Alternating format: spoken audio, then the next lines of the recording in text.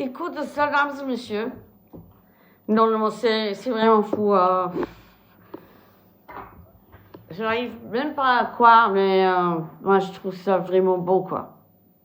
Donc, j'ai envie de vous réciter ce texte que je viens de découvrir grâce à un ami. Enfin bon, je ne vais pas aller dans tous les détails de l'histoire, de pourquoi je lis ça. Mais j'ai lu ça sur quelqu'un qui me l'a lu. Et je voudrais vous le lire parce que ça, moi, je trouve ça sympa. Donald Trump, ce qu'il a dit, enfin bon, je n'ai pas tout regardé, mais apparemment, il a fait tabac à la ONU. Enfin, je pense qu'il a fait le moral, parce qu'il n'y en avait pas de moral du tout. Ça a été n'importe quoi. Enfin, moi, j'étais très déçue. Surtout qu'ils avaient l'air bienveillants en 1948.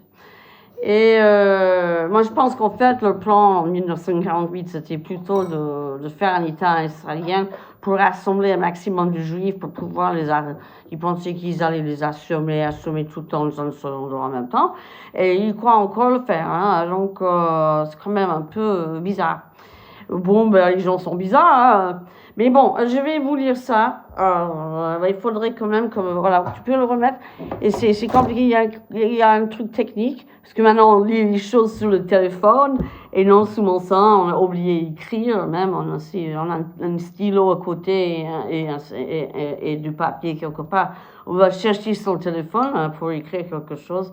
Donc voilà, fais attention. Alors voilà, je vais lire.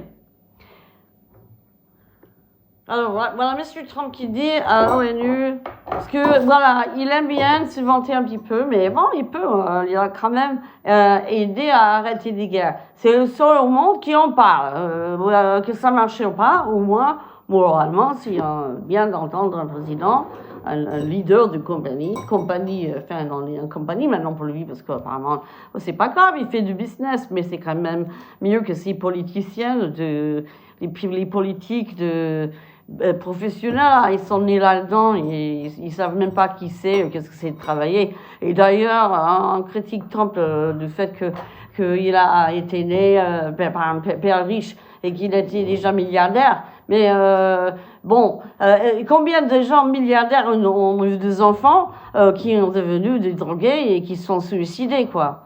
Bon, regarde ce qu'il a fait quand même. Il faut regarder, il faut arrêter de critiquer les gens qui réussissent.